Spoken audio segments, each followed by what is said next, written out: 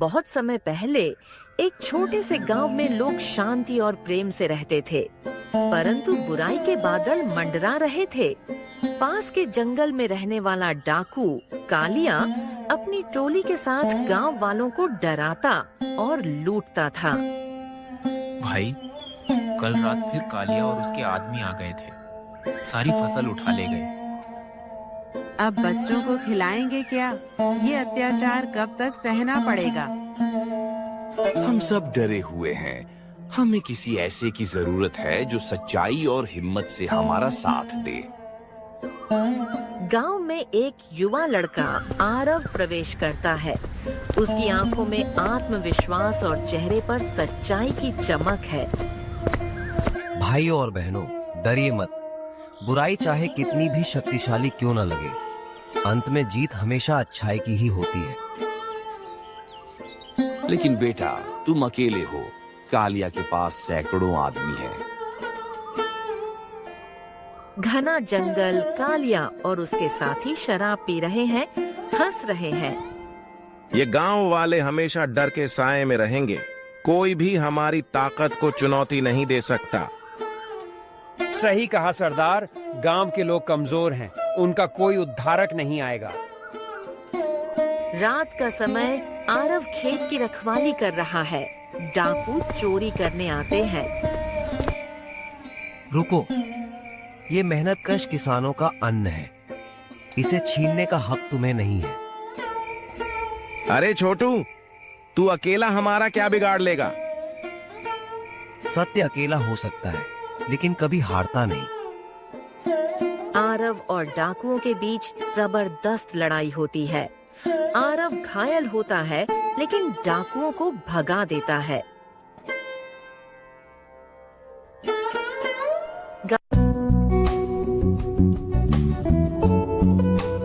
गांव वाले आरव को घायल देखकर उसके पास आते हैं। बेटा, तूने हमारी रक्षा की। अब हमें समझ आया कि बुराई से लड़ने के लिए साहस चाहिए। आरव, तूने हमें नई उम्मीद दी है। अब हम सब तेरे साथ हैं। याद रखो, जब हम सब मिलकर खड़े होंगे, तब कोई भी कालिया जैसा अत्याचारी हमें दबा नहीं पाएगा। जंगल का अड्डा कालिया क्रोधित होकर इधर उधर घूम रहा है। उसके साथी डर रहे हैं। कौन था वो लड़का जिसने हमारे डाकुओं को खदेड़ दिया? सरदार, उसका नाम आरव है, गांव में नया आया है। आरव? तो अब वह मेरे रास्ते में कांटा बनेगा। उसे सबक सिखाना ही पड़ेगा। गांव वालों को बता दो कि जो मेरे खिलाफ जाएगा उसका यही हाल होगा। जी सरदार, आज रात ही हमला करेंगे। गांव वाले चौपाल में इकट्ठा है। आरव बीच में खड़ा है। सबके चेहरे पर चिंता है। बेटा आरव, हमने सुना है कालिया खुद आने वाला है। अब तो खतरा और बड़ा है। डरना नहीं, यही समय है जब हमें एकजुट होना होगा। अगर हम संगठित हो जाएं, तो कालिया की ताकत भी हार जाएगी। लेकिन हमारे पास हथियार कहाँ हैं? हथियार सबसे बड़ा नहीं होता, सबसे बड़ा होता है साहस। हम खेती के औजार, लाठियां, रस्सियां, सबको इस्तेमाल कर सकते हैं। सही कहा। अगर हम सब मिलकर लड़ेंगे तो जीत हमारी होगी। आरव ने गांव वालों को सिखाया कि बुराई से लड़ने के लिए केवल ताकत नहीं, बल्कि एकता और रणनीति चाहिए। देखो, कालिया और उसके आदमी ताकतवर जरूर हैं, लेकिन वे लालची और घमंडी हैं। हम उन्हें अपनी चतुराई से हराएंगे। हम तैयार हैं, आरव भाई। रात का समय, डाकुओं के घोड़ों की टापें गूंजती हैं। गांव के चारों ओर आग के मशालें जल उठती हैं। गांव वालों, सुन लो, जिसने कालिया की अवज्ञा की, उसका यही अंजाम होगा। कालिया, तुम्हारा आतंक अब और नहीं चलेगा। ये गांव तेरे डर से आजाद होगा। हाँ हाँ हाँ, अकेला छोकरा मुझे चुनौती देगा। मेरे सामने किसी की हिम्मत नहीं टेक सकती। हम सब आरव के साथ हैं। लड़ाई शुरू होती है। गांव वाले खेतों में छिपकर आज की रात तय करेगी कि बुराई जिंदा रहेगी या अच्छाई की रोशनी फैलेगी। लड़ाई लंबी चलती है। अंत में गांव वाले डाकुओं को खदेड़ देते हैं। कालिया घायल होकर भाग निकलता है। हम जीत गए, अब हम आजाद हैं। नहीं, जीत अभी अधूरी है। कालिया जिंदा है और जब तक वह पूरी तरह हार नहीं मानता, बुराई वापस लौट सकती है। तो बेटा आगे क्या करेंगे? अब हमें और मजबूत होना होगा। अगली बार की लड़ाई सबसे बड़ी होगी। घने जंगल का अड्डा, चारों तरफ अंधेरा।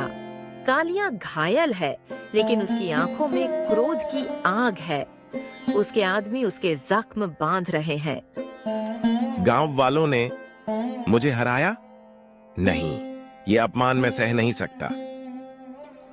सरदार, गांव वाले अब एकजुट हो गए हैं। आरव ने उन्हें साहस दे दिया है। तोड़ दूंगा उस साहस को। अगर वो एकता से जीत रहे हैं तो हम चालाकी से उन्हें तोड़ेंगे। इस बार हमला सीधा नहीं होगा। पहले उनके दिलों में डर और शक पैदा करेंगे।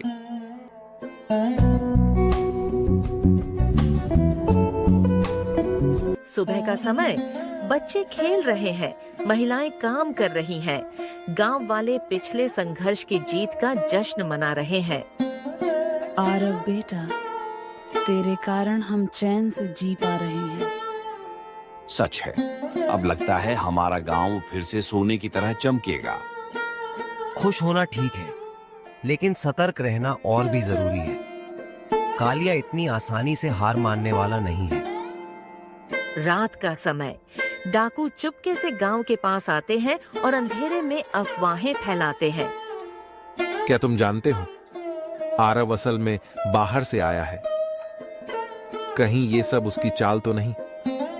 शायद वह हमें डाकुओं से भिड़वाकर खुद मुखिया बनना चाहता है। क्या ये सच हो सकता है? धीरे धीरे गांव में कुछ लोग आरव पर शक करने लगते हैं। गांव की चौपाल, लोग इकट्ठा हैं। कुछ लोग आरव के खिलाफ बोल रहे हैं। आरव हमें खतरे में डाल रहा है। पहले डाकू सिर्फ लूटते थे, अब जान लेने पर तुले हैं। लेकिन वही तो है जिसने हमारी रक्षा की। हो सकता है ये सब खेल उसी का हो। गांव में अफरा तफरी मच जाती है। आरव चुपचाप सुनता है। अगर तुम्हें मुझ पर विश्वास नहीं है, तो मैं अकेला ही कालिया से भिड़ जाऊंगा। लेकिन याद रखना, बुराई तभी जीतती है जब अच्छाई के लोग आपस में बढ़ जाते हैं। यह कहकर आरव चौपाल छोड़कर चला जाता है। इसी बीच कालिया मौका पाकर गांव पर अचानक हमला करता है। आग, चीखें, घबराहट। देखा, तुम्हारा तथाकथित रक्षक भाग गया। अब कौन बचाएगा तुम्हें? हम तो सचमुच अकेले पड़ गए। अचानक आरव लौट आता है। उसके साथ कुछ बहादुर युवा भी हैं। वे डाकुओं पर धावा बोलते हैं। कालिया, तू कितना भी छल कर ले, सच्चाई को मिटा नहीं सकता। आज मैं तुझे खत्म कर दूंगा आरव। दोनों के बीच भीषण द्वंद्व शुरू होता है। तलवारों की झंकार, आग की लपटें और गांव वालों की चीखें गूंजती हैं।